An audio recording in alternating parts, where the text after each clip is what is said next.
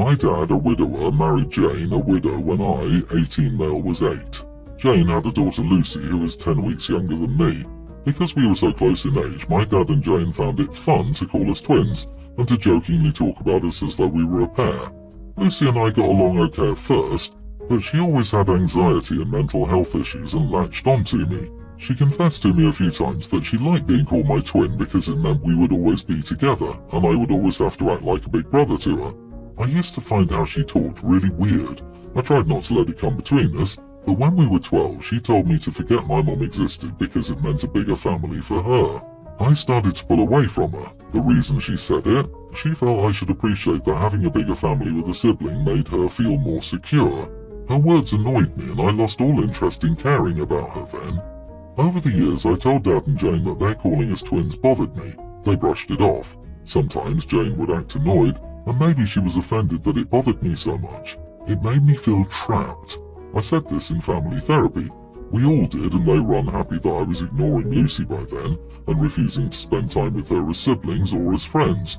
Family therapy was crappy. I began counting down the days to graduation, and 4 years later, on the day of my graduation, I moved out of state with my maternal grandmom and granddad for the summer. I also changed my college plans without telling my dad, and I'll be going to community college and working. Lucy and I were meant to be going to the same college. She's moving out soon. She'll be living on campus. Lucy wanted to come to stay with me for a while before and for me to help her adjust to life away from home. Dad asked me about it when I didn't reply to Lucy. I told him my grandparents wouldn't let her live here and I didn't want to leave.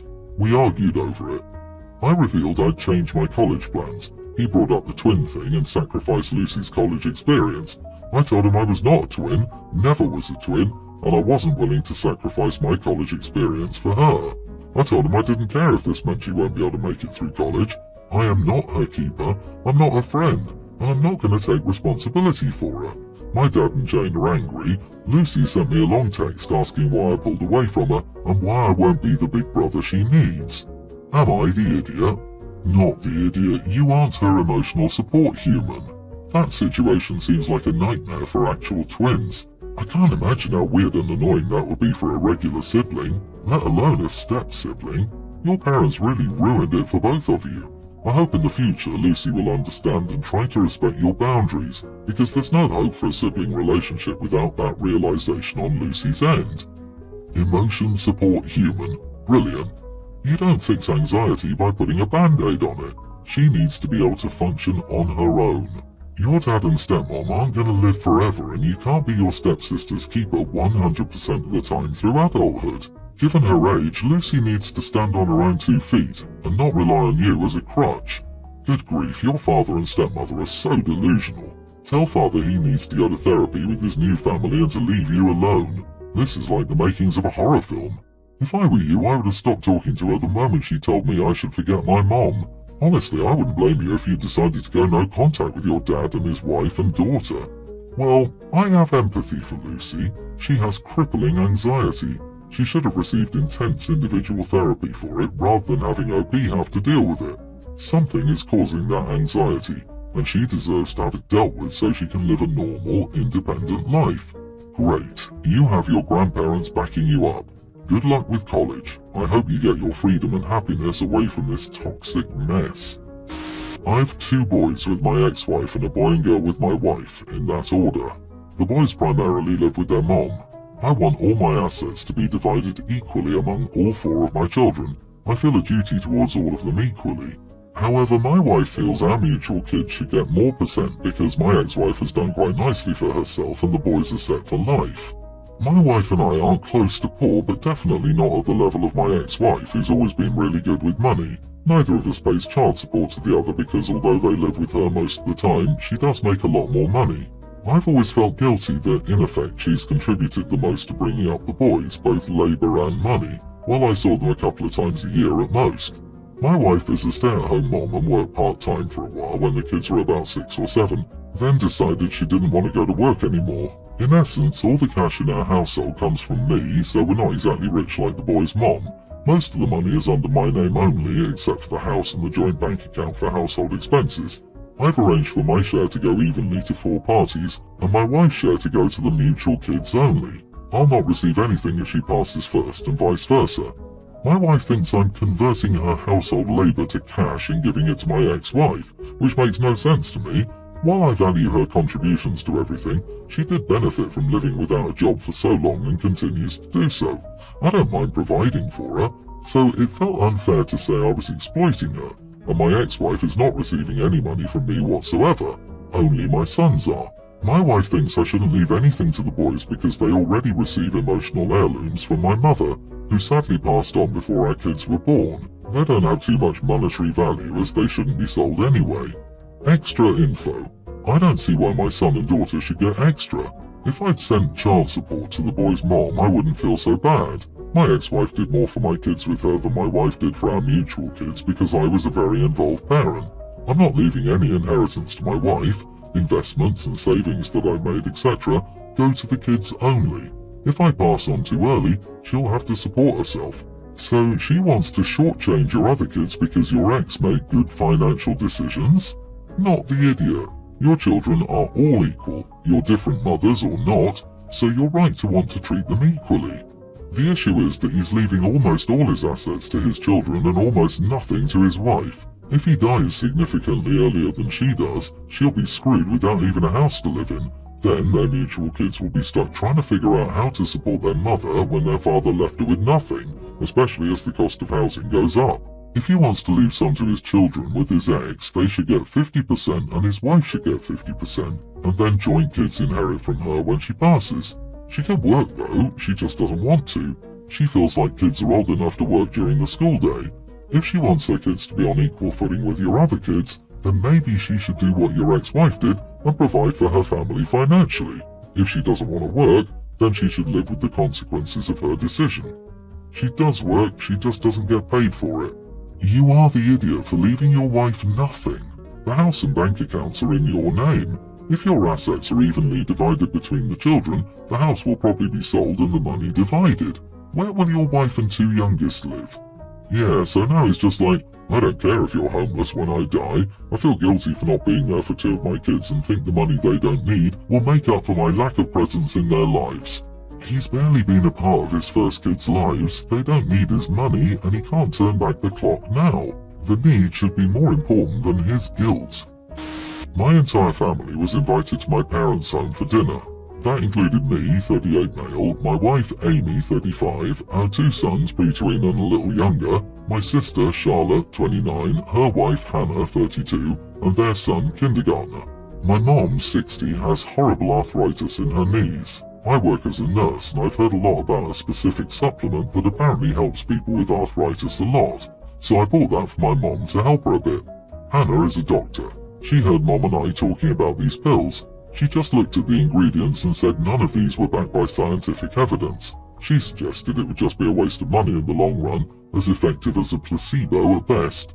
She has a complex sense of superiority and thinks she knows everything there is to know. Charlotte usually sides with her, so there's no problem normally. This time I said no. I've heard and seen people take this and it helps them. She said that still doesn't mean there's scientific evidence behind it. She said it could also damage Mom's liver if taken too much.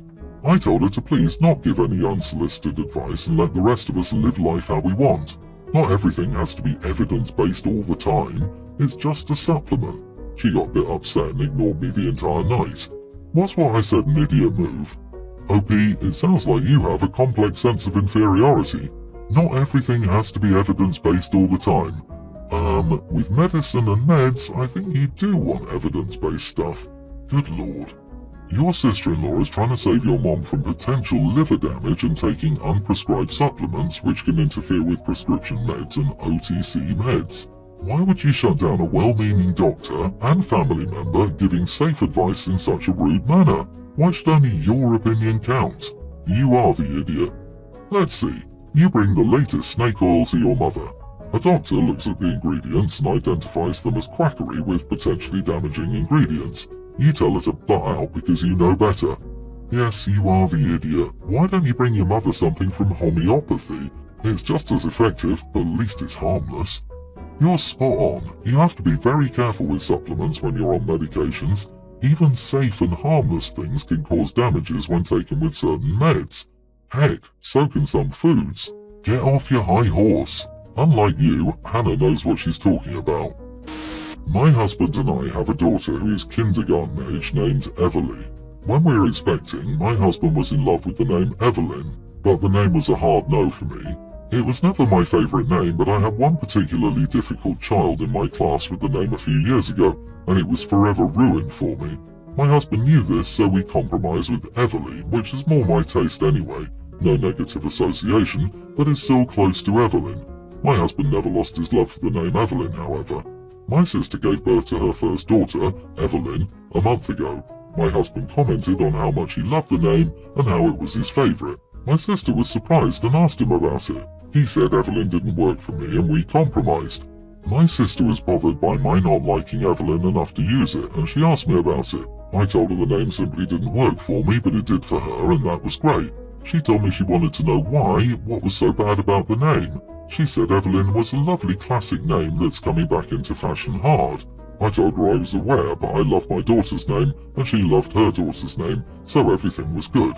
She wouldn't let the topic go, so on Saturday, I finally gave in and told her that a former student of mine made the name unusable for me because I associated the name with her so much. I prefer not to have a strong negative association with my child's name. She tried to argue that it would have been a good association to use it for my daughter. I responded that the name was ruined for me even if I'd loved it before, but I would likely lose that association eventually because of my niece, and could we please leave it alone?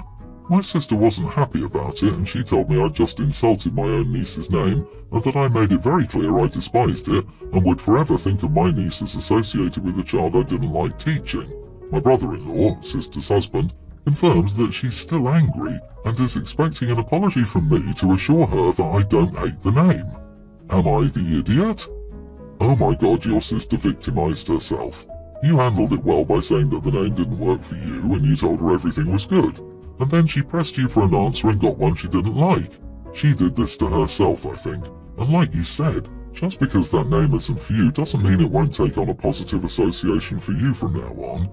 And on a side note, who chooses a name that's so incredibly close to the name of her sister's child anyway? Haha, people press for details thinking it would be amazing to get to know other secrets, and then act hurt, victimizing themselves when they find out the details aren't following their wild assumptions. Abhor these people. OP, not the idiot. There's no need to apologize and be the bigger person. Tell brother-in-law to focus on his baby and wife, and if they send any flying monkeys, block them straight away. Yeah, your sister should occupy herself with her new baby, and your brother-in-law can pound sand and change diapers. Honestly, your husband started this by being petty, telling your sister the name Everly came out of a compromise because you didn't like Evelyn. Finally, someone places some of the blame on the husband. He threw her under the bus. What a salty man. He clearly either still resents OP for having to compromise on the name Evelyn, or this is something he does all the time and just gives out information that isn't his to give out. Either way, he sucks. This happened a month ago. After I, 22 female, finished moving into my first apartment, I invited my family over. My parents, siblings, 3 of them, and their partners, 2 of those. Everyone knows I don't eat meat. I try my best not to be difficult about it and often bring my own meals to family gatherings. Anyways, the menu was, as a starter, bruschetta as a main, pasta alla norma with garlic bread and salad on the side, and tiramisu as dessert. I thought this covered all bases, had enough variety, and people seemed to enjoy it. No one went home hungry. But my dad told me that if he knew I wouldn't be serving meat, he wouldn't have come. He made some snarky remarks too, especially about the salad, rabbit food, this is what real food eats, etc. And my brother called me to let me know his girlfriend agrees with my dad and would want real food next time if I'm ever hosting again. Honestly, I don't really want to host again. I spent quite a lot of money and time on the dinner, and it's frustrating when people try to tear it down. But it's generally polite to let people know when a social gathering doesn't meet expectations. Should I have let people know beforehand? Not the idiot, the dinner sounds delicious, and your father and brother's girlfriend sound like bad guests. I eat meat, but I don't expect it at every meal. Interestingly, you have to provide your own meals when you go to their dinner, but your family expects you to accommodate their desire to have meat at your place. How often do you have to make yourself smaller or do without because they care more about themselves than you? Dad told me that he wouldn't have come if he knew I wouldn't be serving meat. Did he make a fuss like a little kid because he realised he ordered something without meat? The audacity! LMAO. Well, now you know your family wasn't coming to spend time with you, but just to get free food. And I bet those people told you that a polite guest doesn't complain about the host to her face, right? Take out the vegetarian, meat-eating situation. You invited guests, planned a menu, cooked the food and served them a nice dinner. Your family is just rude. Instead of not hosting them, let them know that you won't be serving meat when hosting. If they want meat so badly, they can do as you do when they're hosting and come with their own meals. Or don't come at all if they're going to whine that salad is food for real food. They can cook themselves at home.